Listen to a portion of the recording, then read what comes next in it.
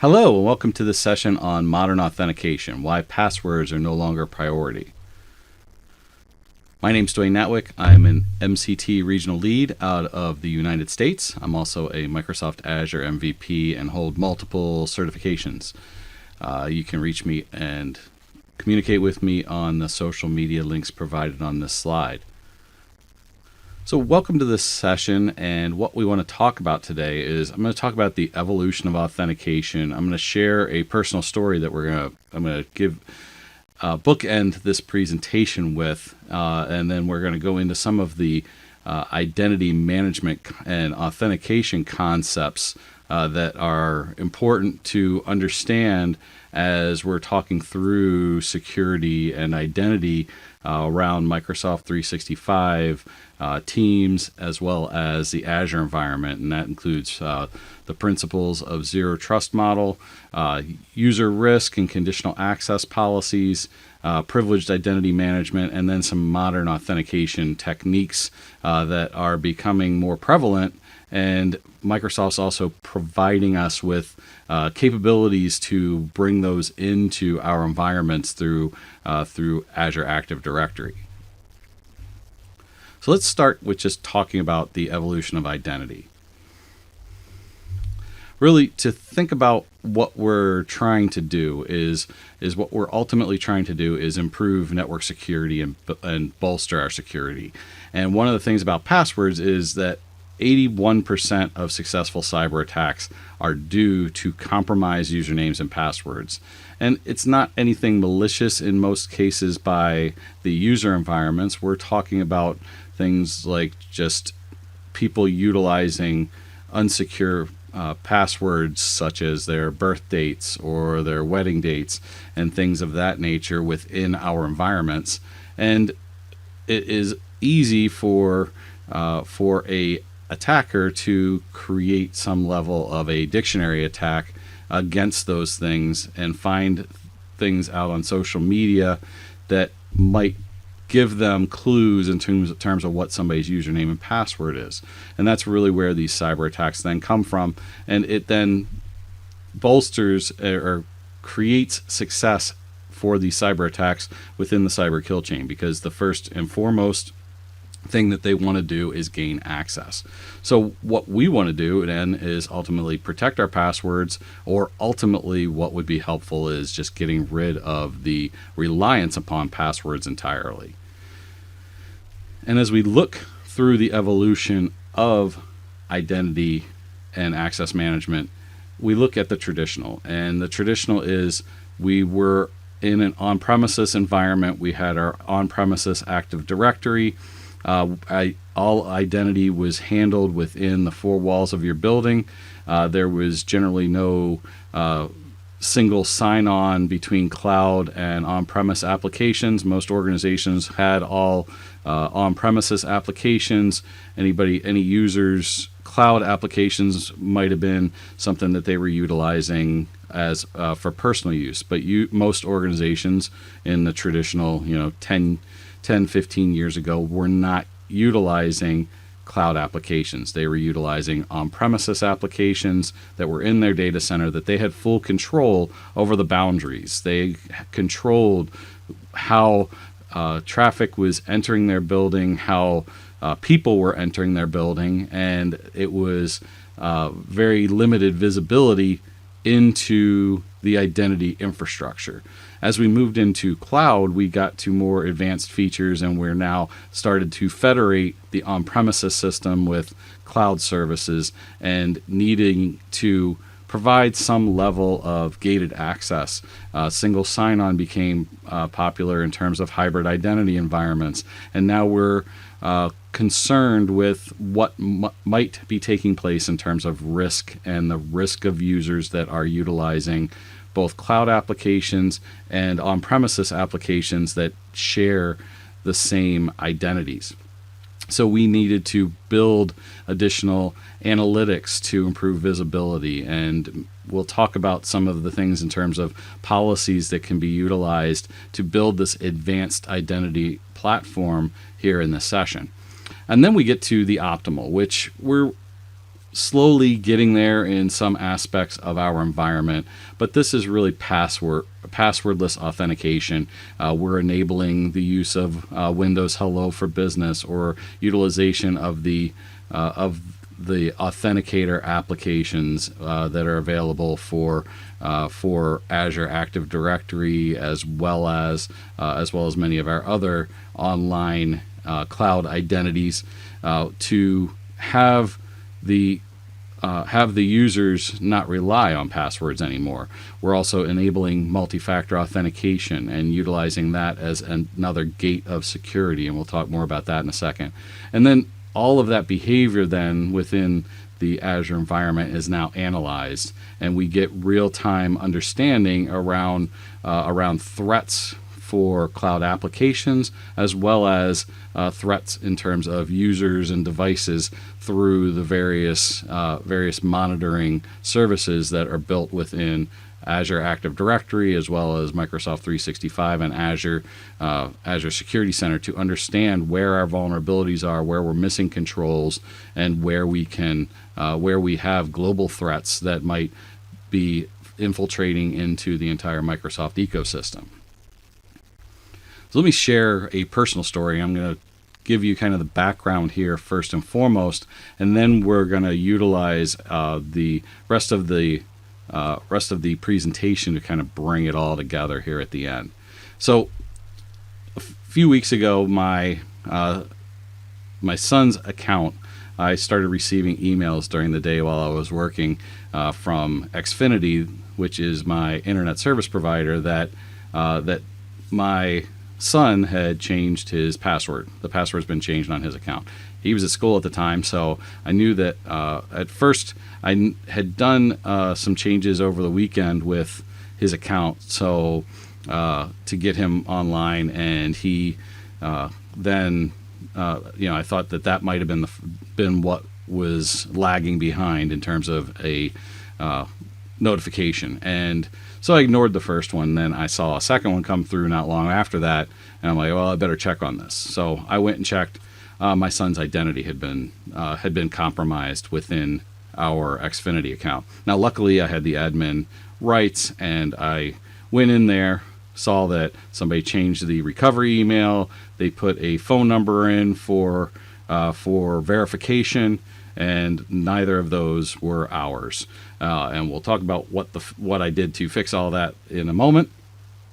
But then, after I got that taken care of, a little while later, I received one that Microsoft password has been changed. So I go and take care of that. And then when he gets home, he goes to get on his Fortnite account, and his Fortnite account's been stolen. So we have now been through a full range of the cyber attack chain of they gained access, they got privileged rights within our accounts, and utilized that to essentially perform a cyber theft of stealing his Fortnite account and everything that he had in there in terms of where he was level-wise, all of his skins, and all of his cyber goodies were all gone. And so that was very damaging to him, being a young person that, just the same as us getting our bank account stolen, essentially. So we had some work to do to get it back, and we'll talk about that here at the end. But mostly, what to take out of this particular portion of this slide is that we were relying too much on passwords, and that caused this particular cyber attack to take place. So as we go through and we build to that advanced and optimal evolution of our identity management, what we need to think about is the principles of zero trust. And so what Microsoft has in terms of our zero trust principles is we want to protect our access to resources from threats. That is ultimately what we're doing when we enforce our identity protection. And we want to provide users with the ability to have access to the resources they want when they want them, and as an organization, we want to make sure that everything's secure. So there's this constant little tug of war that takes place between the user environment and our IT group, our security groups, that need to understand what's going on with the environment. And so this builds this whole circle of what we're going to do in terms of our trust, but also make it as seamless and easy as easy as we can for our users to access our environment. And we need to also have a level of intelligence in terms of how we're going about doing this, both in the cloud as well as on premises. We want to provide a level of dynamic protection and know what's going on within our environment for within our user environment in terms of risky users and devices that are at risk. And then we also, Microsoft has that level of machine learning that is all part of their entire ecosystem that helps to detect anomalies within our environment when something is not looking right in terms of a user's general usage of the environment and what might take place in terms of anomalous behavior that we are not recognizing as typical. And that brings in our zero trust model. And many of you that may be familiar with conditional access policies, when we think about the zero trust model, it looks very similar to how the flow of a conditional access policy takes place. And zero trust model is just that. We are not trusting anybody. We are assuming that a breach has taken place, and we want somebody to re-verify that they are who they say they are before we provide them with access to what they're requesting. And so we are looking at a number of different conditions that might be the triggers, and then we determine what set of actions we're going to take before we provide access or maybe block access to resources. And that's really what comes down to the zero trust model. And that might be enforcing a multi-factor authentication verification for making somebody change their password, or making sure that they're utilizing a proper device that's joined to Azure Active Directory before we provide access to those resources. And this could be based on where they are in terms of location, what devices they're accessing, or what risk level the environment is seeing that person that is trying to access being. Maybe they are accessing from another country that they've never been seen accessing resources from before. Perhaps they were in one place and accessed information. They accessed information from the United States, and 15 minutes later they're accessing from the UK or from Europe or somewhere in the Middle East. They need to, and the system and the machine learning processes understand those anomalies and how that is an impossible travel situation and can put that user in a risk level based on that, based on those anomalies. And so conditional access, as I stated, is that first step in zero trust. We are going to put policies in place based on how a user generally does their work, with what devices they access from, and put those all in place and look at all of these things here in the middle in terms of the session risk, and what the location is, the devices they're accessing from a number of locations, from a number of devices.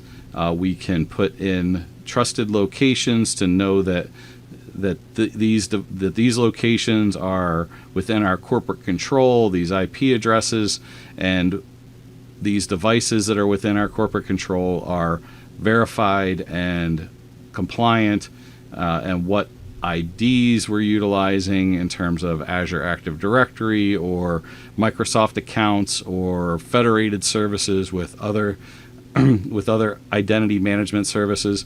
And we bring that all together create the levels of conditions or triggers that we're going to have, and then what controls we're going to do. And as I mentioned before, we can require multi-factor authentication. We can limit access to only certain applications. If we have applications that have sensitive data, we can block access to that while they're on that particular device. We can force those password resets. We can just strictly block access if we want to both the Microsoft Cloud, to many different software as a service applications out on the cloud, as well as our on-premises applications if they're registered within Azure Active Directory. And the second set of that, as we've talked a couple times, is around risk events with conditional access policies. And the machine learning capabilities within Microsoft provide, as I've stated before already a few times, analysis of a user's general usage of the environment on a day-to-day basis and looks for anomalous behavior and behavior that is atypical to their usual activities, and then looks at all of that and looks at what's going on with that user and gives them a level of risk. And it might be device and device compliance. It might be, again, things in terms of impossible travel, anomalous IP addresses, potential thoughts that this user's credentials might have been leaked, or if they have an infected device. So all of these things go through this diagram on the right in terms of what Microsoft is constantly looking at in terms of risky users within Azure Active Directory. And these all come into play then in those conditional access policies and work hand in hand with conditional access policies, as well as give us some helpful insights into our environment that we can review on a regular basis and look at within our organization, within our Azure Active Directory, for where those risk levels are, and evaluate maybe we have some certain users that are coming up on the risk list and what has taken place to take them from a low maybe to a high risk level within our environment. And these risk events have through Azure Identity Protection, look at those suspicious activities and then create that record and that risk event. And there are a number of risk events here in terms of leaked credentials, where a valid password has been compromised, those anomalous IP addresses. Maybe somebody has taken a trip and they're signing in from somewhere they've never been seen before. They might get flagged. They might get flagged low just because we don't. It's not anything that they're signing in once. It's flagging it as a anomalous IP address, but it's putting it in the panel so that we can review it and audit it and identify that this is not anomalous activity. We know that John Smith is in California when they're usually in New York. They're on a business trip and they're working from there. But it still gives us that insight and that information to understand our environment. And then we can then put policies in place based on what level they're at, and these can be within the identity protection portal themselves, or they can be tied to conditional access policies and what we're going to handle. Generally, within the identity protection panel, it's allowing access, requiring multi-factor authentication. There's not a whole lot you can do within the Azure Active Directory identity protection in terms of the risk policies. You can do a lot more with those conditional access policies in terms of flexibility in what you do, but this still is the first and foremost a good way to apply some gates and some parameters around that zero trust model to help you with your level of access and those users verifying that they are who they say they are. And this just brings us back around to those different conditions. And we have multiple levels of conditions, users, and groups. We can assign to specific groups that are high level of travel and high risk groups. such as maybe sales. They're traveling. A lot of times sales aren't the most technical level people to understand and think about the potential security risks in certain places, probably going on public Wi-Fi quite a bit.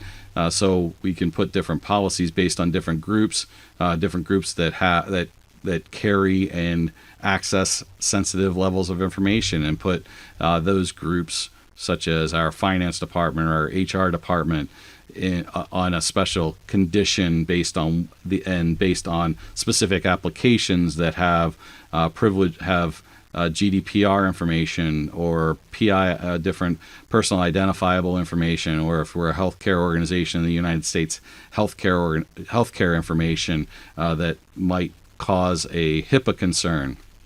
We can look at all of those things and then allow or enforce some level of re-verification of who somebody is when that condition's met, to allow somebody to have access or block access again to that sensitive information. Privileged identity management then takes on another level where we're talking through and talking about our privileged administrators and who has administrative access within our environment. Where conditional access works across our entire user environment, privileged identity management is a way to help protect our identities and protect that escalation of privileges that an attacker might get within our environment. And when we look at privileged identity management, we're thinking about a time-based, just-in-time level of approval for our privileged users.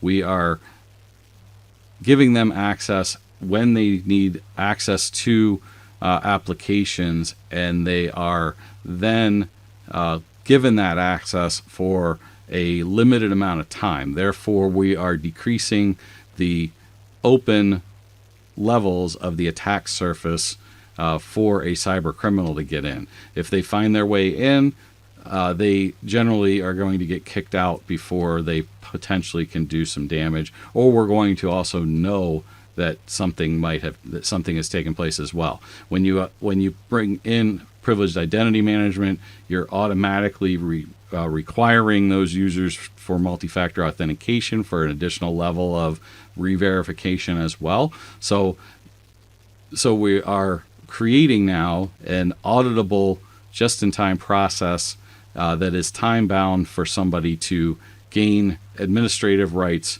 for doing a specific job within a set amount of time, rather than just giving people administrative rights all the time. And there's a justification and approval process that takes place, and notifications that take place when somebody activates those roles, and it's all auditable within our system. So that helps to avoid any potential issues within our environment.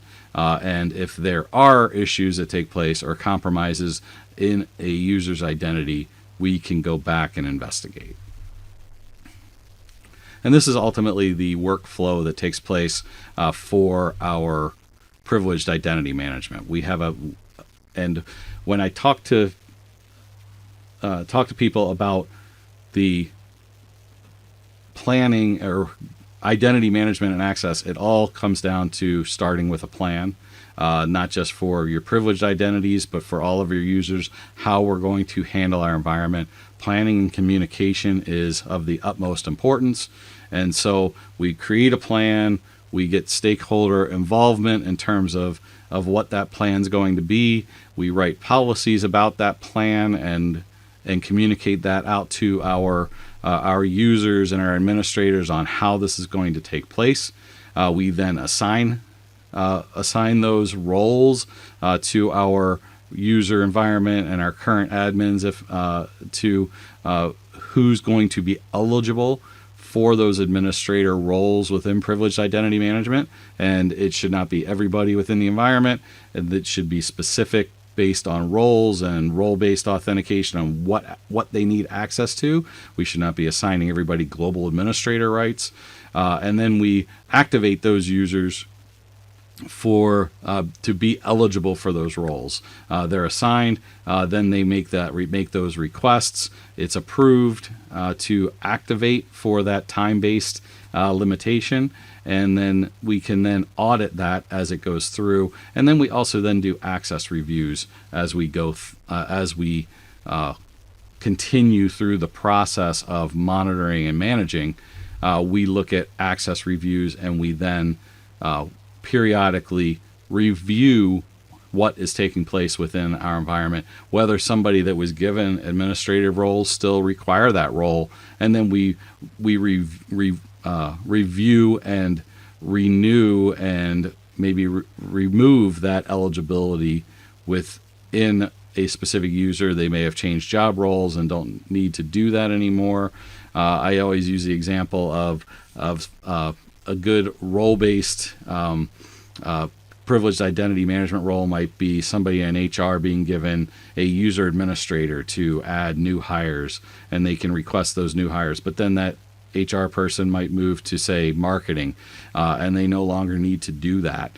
We need to have that level of access review on a regular basis, and we can set up those access reviews to take place, on a weekly, monthly, quarterly, yearly basis, so that we are looking at all of our administrative roles and looking at the groups of people that need that access, whether they continue to need that access, and we can remove that eligibility if that's no longer necessary, again, decreasing that attack surface for cyber attacks.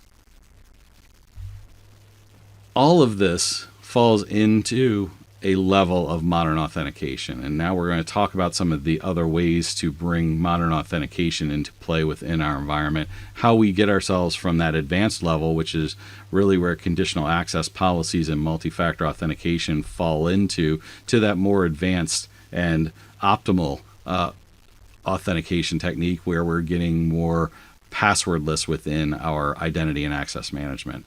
And first and foremost, secure authentication begins with multi-factor authentication. Multi-factor authentication prevents 99.9% of identity attacks.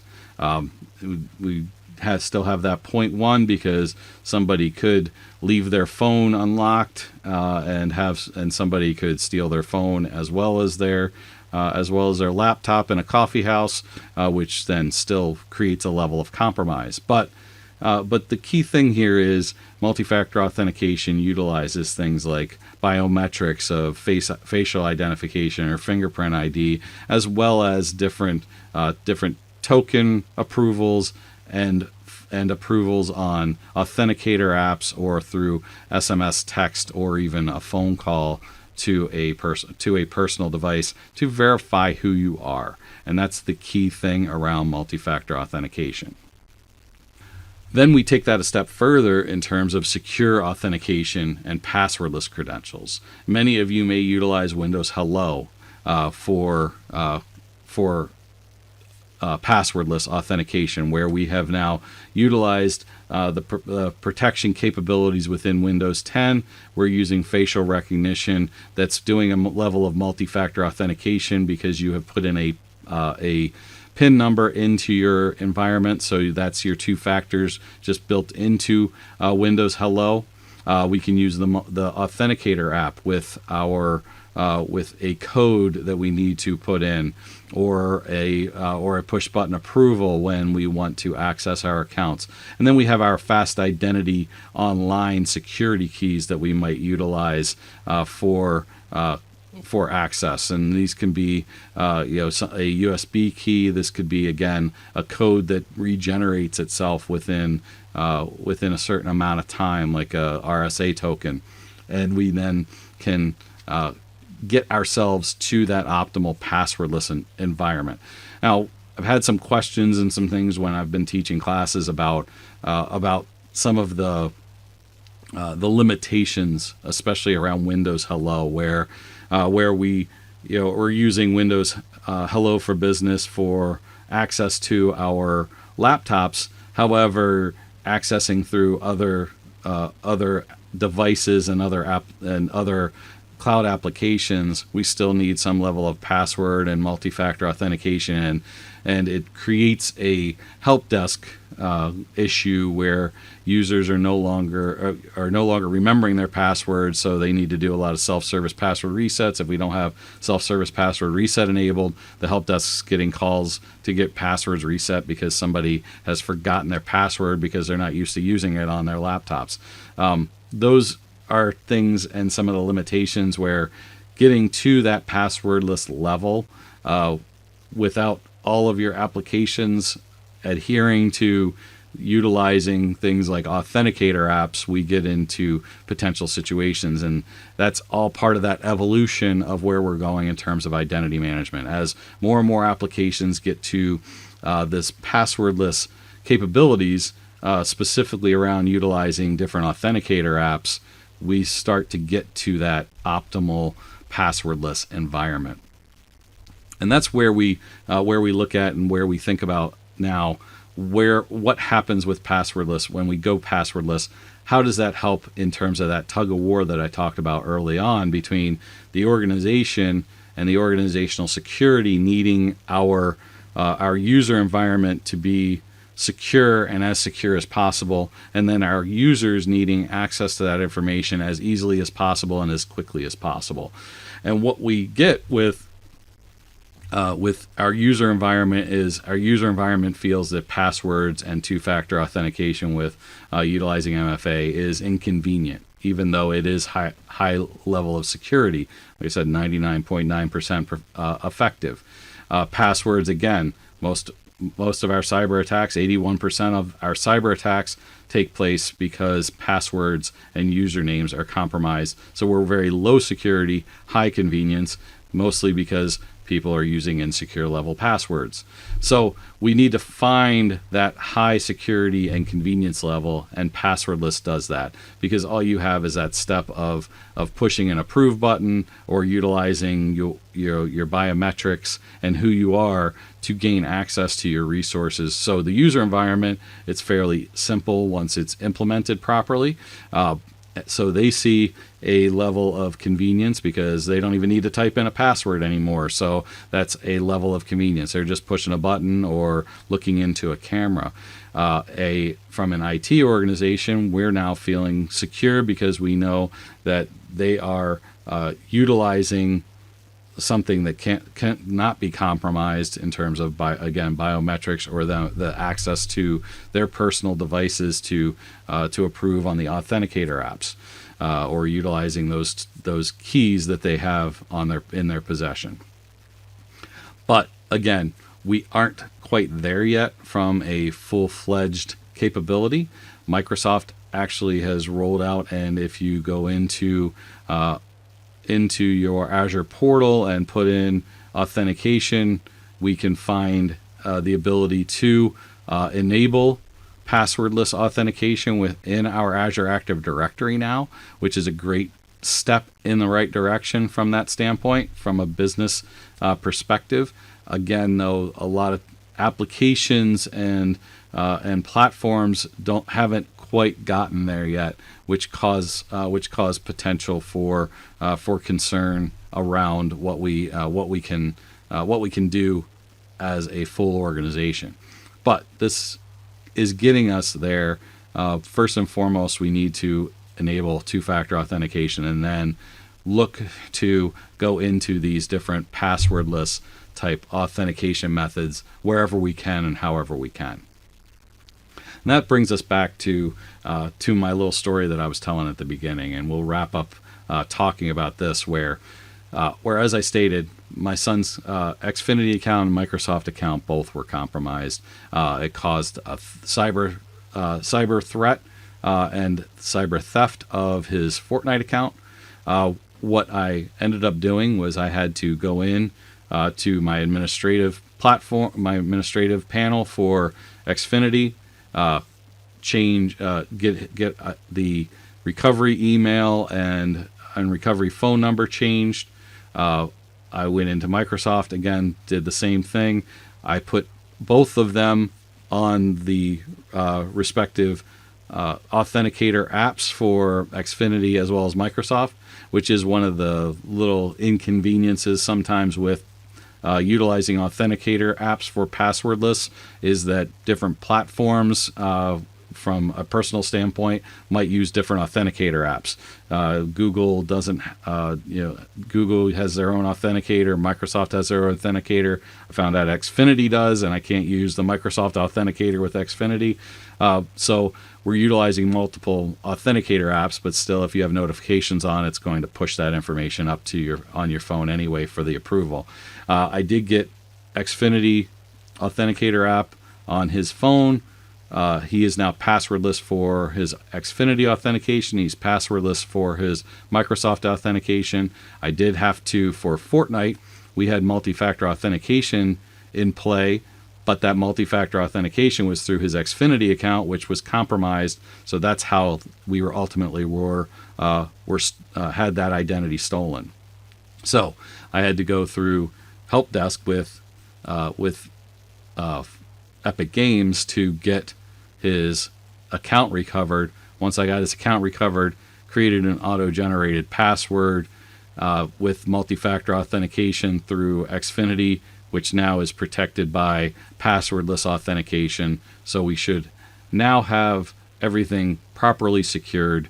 And again, I talk about security quite a bit and identities. Getting my own family compromised was embarrassing to me, but it gives to a great story around how important it is to protect your passwords, protect your accounts, and how passwordless can avoid somebody that compromises an account. Because even having multi-factor authentication on my Fortnite account, I was at that 0.1% that still was compromised, because the multi-factor authentication, that second factor, truly was not a great second factor. Those of you that know Microsoft multi-factor authentication, emailing to a user a code is not recognized as a second factor. Well, with Fortnite it was, and that's how that got compromised. Was they got control of his email account and then could get that code to steal that account. Now that the Xfinity account is on a passwordless authenticator app, there's no way that anybody can now steal that account. So hopefully everybody has gained some thoughts and things to take forward in terms of authentication. Feel free to think about my personal story and use it how you will around how you can feel that you're secure, but you might not be. To continue to review and audit how secure somebody is within your environment, and always deal with that principles of zero trust.